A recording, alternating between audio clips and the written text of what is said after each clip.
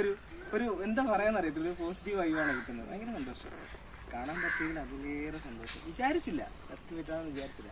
ഇതിപ്പോൾ എൻ്റെ ചേട്ടനാ പറഞ്ഞത് നമുക്ക് എന്തായാലും അവരെ കണ്ടിട്ട് പോയാൽ മതി എന്ന് പറഞ്ഞിട്ട് ചേട്ടനാ എത്രയോ പേരോട് ചോദിച്ചിട്ടാണ് നമ്മൾ ഇവിടെ എത്തിയെന്ന് അറിയാം. എന്തായാലും കണ്ടിട്ട് പോകുന്നു വിചാരിച്ചിട്ടാണ് വന്നത്. സന്തോഷം. ധാരാളം പേര് ഇങ്ങനെ മോട്ടിവേഷൻ അങ്ങനെ പറഞ്ഞുകൊണ്ട് വരാറുണ്ട്. കുറേ നേരം ഇങ്ങനെ വന്നിരുന്ന് സംസാരിക്കാറുണ്ട്. പക്ഷെ ഞാൻ ആർക്കും മോട്ടിവേഷൻ ഒന്നും കൊടുക്കുന്നില്ല എന്നുള്ളതാണ് വേറൊരു മോട്ടിവേഷൻ. ഇങ്ങനെ സംസാരിക്കുക മാത്രമാണ് ചെയ്യുന്നത്. സംസാരം തുറന്നു സംസാരിക്കണം മോനെ. ഈ തുറന്നുള്ള സംസാരമാണ് യഥാർത്ഥ മോട്ടിവേഷൻ. അതായത് നിങ്ങൾ സംസാരിക്കുന്നത് കേൾക്കാൻ ആരുമില്ല. നിങ്ങൾ ഇങ്ങനെ തുറന്ന് സംസാരിക്കുമ്പോൾ നിങ്ങൾക്ക് കിട്ടുന്ന ഞാൻ പറഞ്ഞ ഒരു ഞാൻ പറഞ്ഞു കേട്ടിട്ടുണ്ട്. എനിക്ക് സംസാരിക്കാൻ ആളില്ലായിരുന്നു. എന്നിട്ട് ഞാൻ ശൂന്യതയിൽ സംസാരിച്ചു. എന്നിട്ടാണ് ഞാനെന്ന വ്യക്തി എനിക്ക് മനസ്സിലാക്കി ഞാൻ പഠിക്കാൻ തുടങ്ങിയാണ്. ഇപ്പൊ ഞാൻ പഠിച്ചുകൊണ്ടിരിക്കുകയാണ് എന്ന് പറഞ്ഞ് ഞാൻ ഓർക്കുന്നുണ്ട്. അല്ലേ? ഇതൊക്കെ നമുക്കിങ്ങനെ തുറന്ന് സംസാരിക്കാൻ ഒരാളില്ല. അപ്പൊ നമ്മൾ എന്ത് ചെയ്യും? മനസ്സിലെ ആ സംസാരങ്ങളെല്ലാം ഒന്ന് ഇറക്കി വെക്കാൻ, ഭാരം ഒന്ന് ഇറക്കി വെക്കാൻ എവിടെയാണെന്ന് പറഞ്ഞിട്ട് ഇങ്ങനെ അലകി നടക്കും. പക്ഷെങ്കില് ആ ഭാരം എങ്ങും ഇറക്കി വെക്കാൻ നമ്മൾ തുറന്നങ്ങ് സംസാരിച്ചാൽ മതി. അതിന് നമുക്ക് മറ്റൊരു വ്യക്തിയുടെ ആവശ്യമില്ല. മനസ്സിലായേക്കണ്ട? വേറൊരു വ്യക്തി വേണ്ട. ഇപ്പം ഞാൻ വേണമെന്നില്ല. ചുമ്മാ ഇതൊന്ന് സംസാരിച്ചാൽ മതി. അത് സംസാരിച്ച് നമുക്കതിന് രസകരമായി തോന്നും. പക്ഷെ ഒരു കാണിക്ക് അത് വേറൊരു രീതിയായിരിക്കും. പക്ഷെ നമ്മൾ മനസ്സിലാക്കിയാൽ മതിയല്ലോ. നമ്മുടെ എന്താ പറയാ, ഗുരുദേവൻ പറഞ്ഞൊക്കെ അവനവൻ ആചരിക്കുന്നതൊക്കെയും അവരന്നെ സുഖത്തിനായി ഇടണം. അല്ലേ? ആ സുഖം നമുക്ക് കിട്ടുന്നുണ്ട്. അതുപോലെ നമ്മൾ ആരെയും ദ്രോഹിക്കാൻ പോണില്ലല്ലോ. അല്ലേ? ഞാൻ കേൾക്കാം. അല്ല, എനിക്ക് സംസാരിക്കാൻ ഭയങ്കര ഇഷ്ടമാണ്. അല്ല, ഇനി ഒരു ദിവസം ഡീറ്റെയിൽ ആയിട്ട് വരുന്നുണ്ട്. ഞങ്ങൾ ഫ്രണ്ട്സ് ഒക്കെ ആയിട്ട് വരുന്നുണ്ട്. പ്രശ്നമില്ലല്ലോ.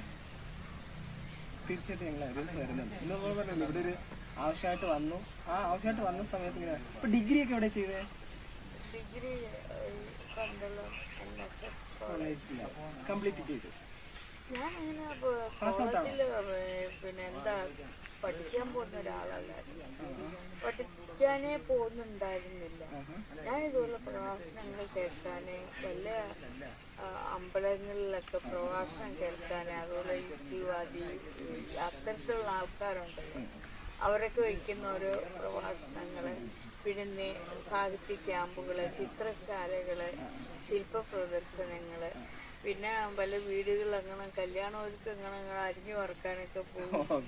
പിന്നെ കുറെ നാള് ഈ അഡ്വക്കേറ്റ് ക്ലർക്കായിട്ട് പോയിട്ടുണ്ട്. പിന്നെ തയ്യല്, ശില്പരചന, ചിത്രം വരപ്പ്, ഇത്രയൊക്കെ ഇതുമായിട്ടൊക്കെ ബന്ധപ്പെട്ടതാണ്. എനിക്കെല്ലാം പഠിക്കാനും ജോലി ചെയ്യാനും, ജോലിയും പഠിത്തവും അതായിരുന്നു മെയിനായിട്ട്. പഠിച്ചുകൊണ്ടേ ഇരുന്ന് രസകരമാണ്, ത്രില്ലായി. എന്തൊക്കെയോ പിടിച്ചടക്കണമെന്നുള്ള ആഗ്രഹത്തോടെ ഇങ്ങനെ ഇരുന്ന് പെട്ടെന്നെല്ലാം പിടിച്ചടക്കിയതുപോലെ ഒരു തോന്നലുണ്ടായി. അതോടുകൂടെ എല്ലാം പോയി. പിന്നെ ഇങ്ങനെ ഇരിക്കുക.